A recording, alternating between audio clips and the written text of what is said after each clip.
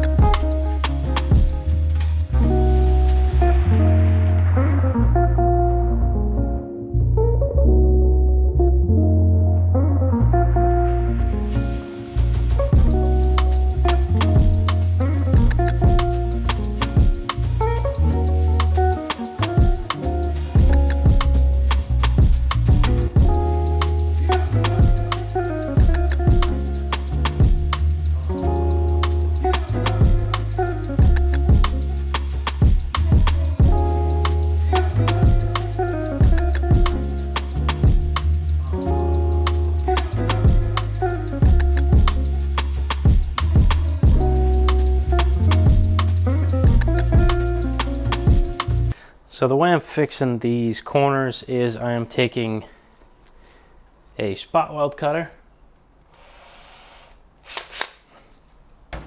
This is actually a really old Eastwood kit, premium spot weld cutter. I don't know if this is kit number 85082. I don't know if they still make them, but if they do, they're awesome. It's this style spot weld cutter. And I got this one new one. I have an old broken one and the one I'm using. It comes with an extra pilot. So, should be a nice kit if they still make them.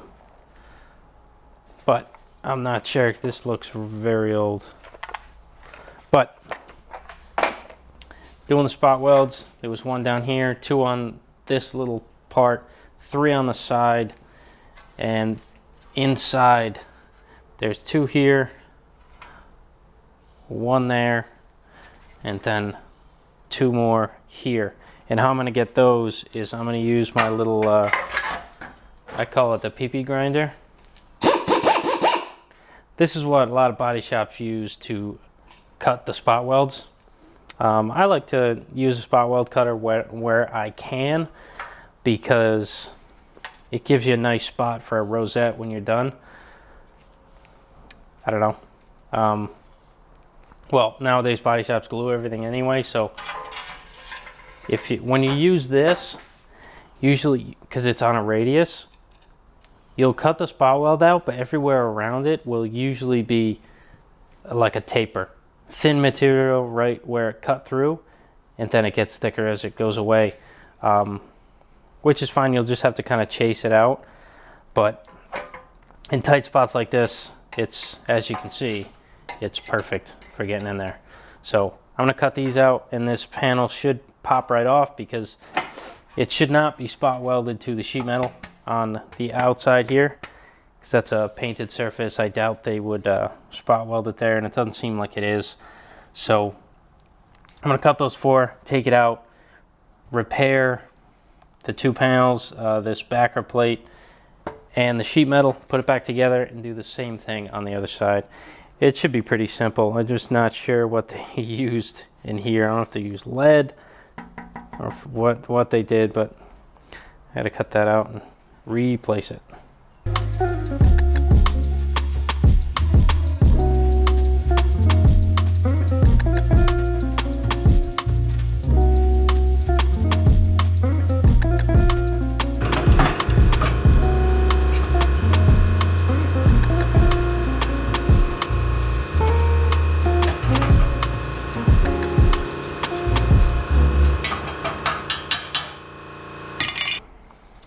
So this is what is behind every panel that is spot welded together. If you blast your car or what, no matter what you do, this is still most likely behind every old car. It can look real nice, look at that, but turn it over, not turn it over, pull it apart, it's rusted. Same thing with all of your doors. All of your doors on all your old cars. I don't care. Rust free, never pulled apart. Bull, you know what. It always looks like this. Not that you'll ever, maybe not even see it in your lifetime poke through, but there is rust behind your panels, in between the spot welds. So if you're doing a resto, like a full-on resto, like this car, I don't know if he's going full-on crazy resto. I don't think he is. But we're being pretty thorough. But like this. Like we're, obviously I'm taking care of this because there was rust here, and I take the whole thing apart and I fix it. But some guys would just leave this in, cut the square out of the front sheet metal and replace it, and you'd never know. But you should really pull it off. If it's something like this, it's in this case, it's easy enough to pull these spot welds, cut the ones from the inside, and just, you know, do it right. Doesn't really take that long.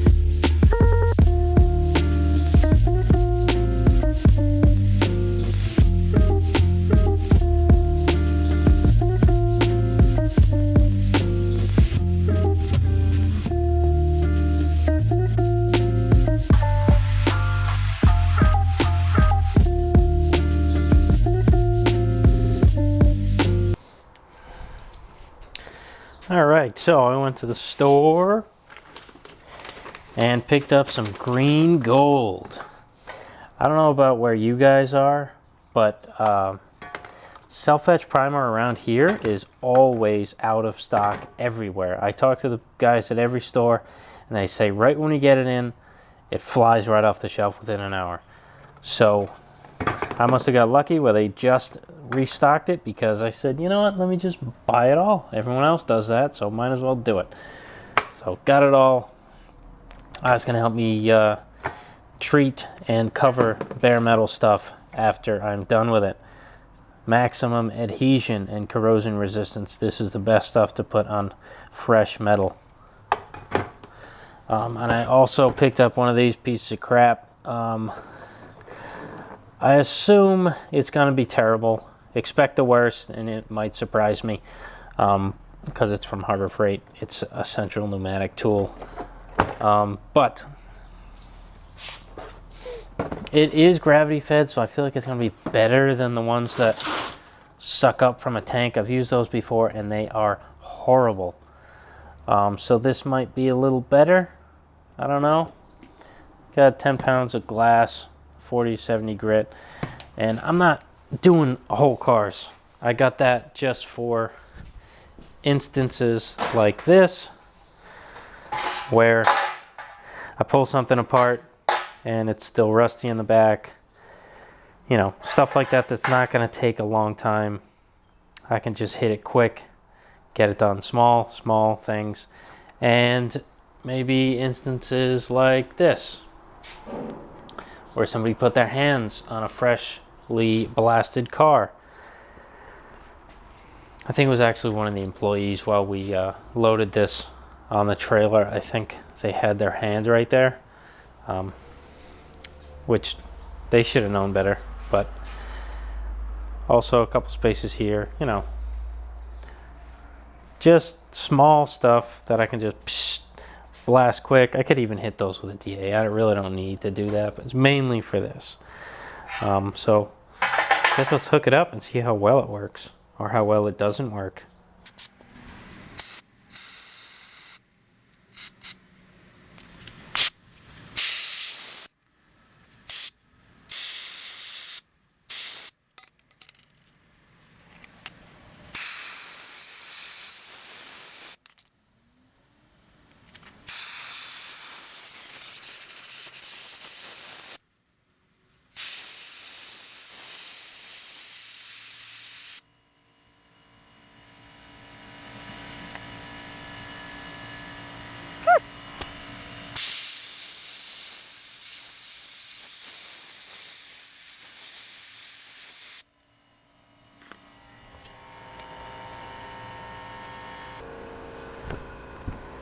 And we're getting absolutely pelted with the stuff.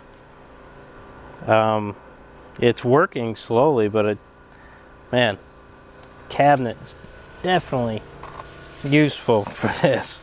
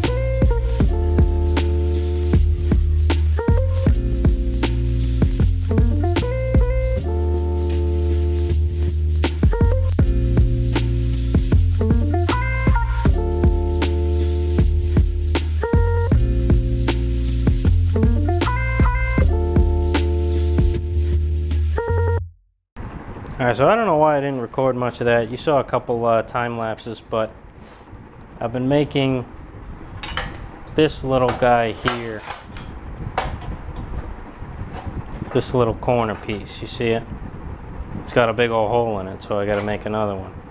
So, would go right there. It's not gonna slip on because it's the same size, but to confirm, this is the brace that goes behind it.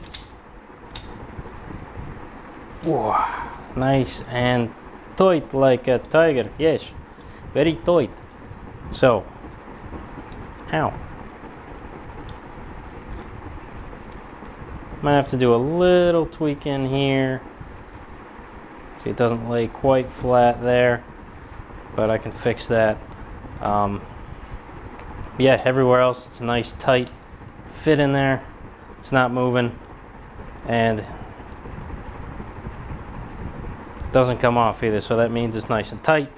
I did get a little bit of shape in here. It was hard because I can't get planching hammer, and like I maybe could have English wheeled it a little bit before I put the brakes on it, but I literally just did it the old way. Took a hammer and a dolly and just hit it a bunch of times and created some shape in there. It's really simple. So this one is almost done. I'm gonna finish the corners when it's on and welded to this, so I can kind of beat the corners around.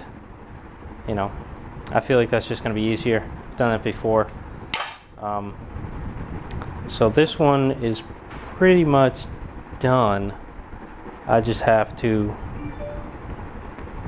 cut the old one out and kind of figure out where this exactly is going.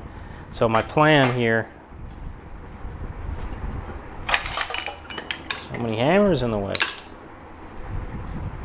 Oh, and as you saw, the edge, since it was broken kind of at a, almost in like a box, I couldn't really get my shrinker in there. I ended up using it a little bit, but the main shrink, I used my pliers that I made in a previous video. I'll put the link in the description. I kind of just went around, made a bunch of tucks with this little little plier tool, shrinking tool, and I captured the end of the shrink with my tiny little fancy little ball peen hammer here. Kind of locked in the end of the shrink, and then went over it again with just a regular flat or low crown hammer and just flattened it out. I still need to obviously do some work to it. It's not the greatest finish on the side there, but I can fix that. Just getting the preliminary shape into it, and I think I did a good job doing that. So yeah, my plan. I'm scatterbrained. I keep talking, and then I talk about something else, and then I talk about something I've already talked about before. So my plan to get this fitting well, I think first I gotta fix that. There's some pitting back here. I think I'm just gonna replace it. But after that's replaced, I'm gonna put this back on, weld it in the areas that I need to weld it in. Once this is cut out, and then I will slip this new piece over the support, and it can kind of show me, because I can't really, there's too many sides on there. It's like, it's hard putting a box over a box and then scribing and that be exactly where it needs to be. I don't know how else to explain it. It's just tough to get a fit that's perfect like that, so I'm gonna kind of cut most of it out. And then once the support is in there, you're gonna see it like this. You're gonna see this part hanging out because the sheet metal, I cut it off and it's not gonna be covering it. And then I can be able to just slip it on like that, and where it's covering the rest of the sheet metal here, like where I'm not cutting, I'll be able to scribe that. I'll probably round this over, but I'll scribe that, and then I'll be able to cut it off, and it'll work out nice. But I think that's my plan. We'll see what happens. I always change what I say.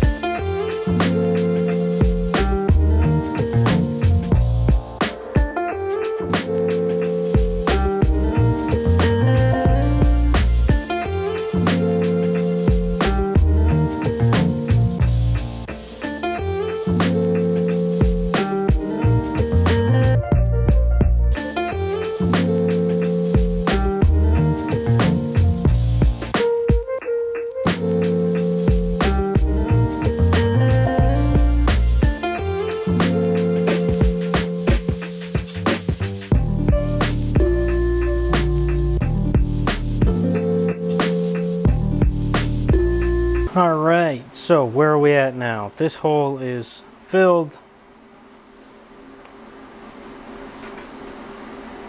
See on the back side. Okay, so here's what we got going on here. Put you down for a second while I set this up. So this is the inner brace I still have yet to fix. Okay, I just got to put a patch here. It sounds like it's about to rain. Okay, so I got to move some stuff, but I got to fix this hole. And that goes nice and snug.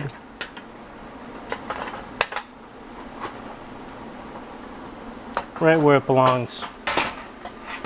Right there.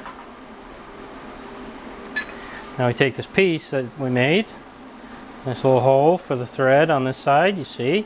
Still have yet to punch in spot weld holes. I'll do that later.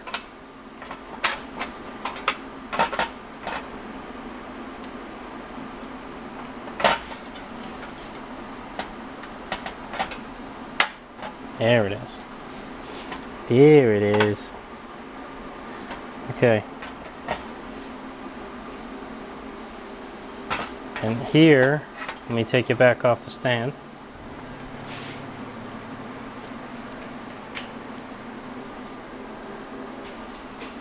Nice tight gap up here. This I will bring up. It's sitting a little down, but once I tack, I'm going to go this way. So once I tack up here and start going this way, I'm going to raise this up and then weld down the bottom.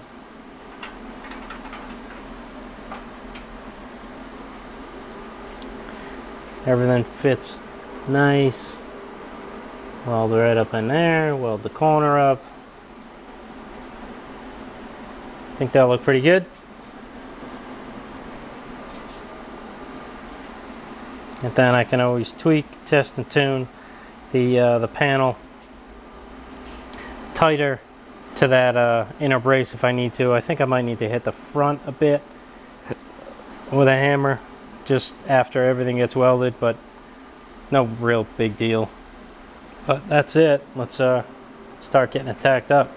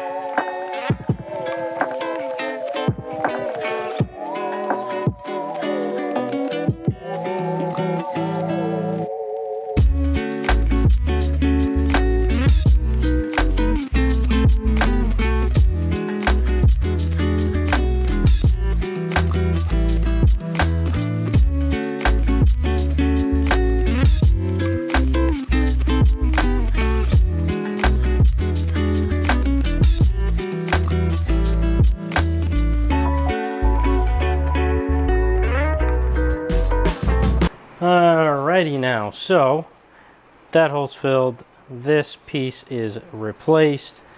I have the inner brace patched up there and now clamped in place. It's clamped just to hold it. It kind of clicks into place, but I just got it clamped where I am welding so it doesn't move on me. I think I'm going to start on this end and go all the way around to here. I did punch some holes so that on the new piece that I made, so there's spots for spot welds, rosettes over there and underneath, and 2 at the end. This over here where I ground it out, I'm going to weld as much as I can. I think I'm going to hit it. Let me get a pointer so it's easier as my fat finger's not in the way. Okay, so I think I'm going to start here, weld it kind of like a fillet, kind of hit the wall here and kind of go over and maybe fill, because this is just going to blow out and turn into a ball and then melt in. That's not going to do anything, and neither is that, and this, it's non-existent over here. So I'm going to just kind of weld this to this and use this pocket as a, you know, just more material to weld to.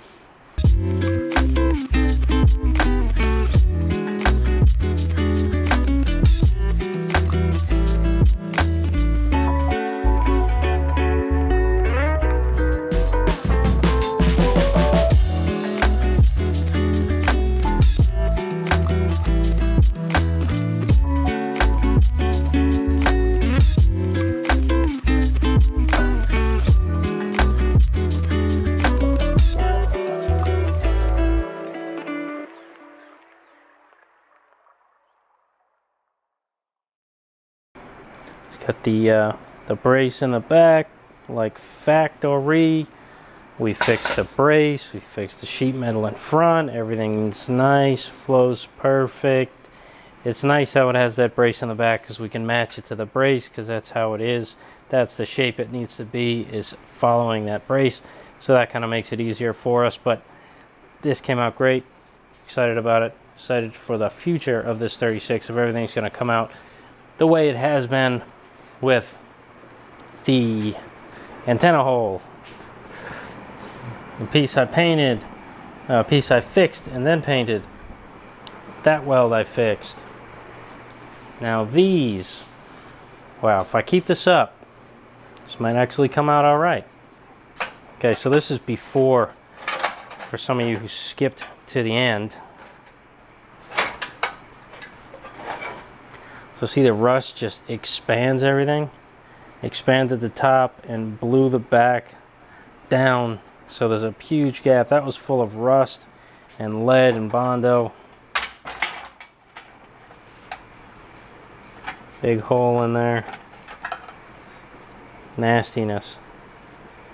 So I'm probably going to do the same exact thing as I did. Cut it up and out. I can even cut it closer if I need to. Save some weld. Yeah, this guy is good besides the top, so I'll replace that top there as best I can.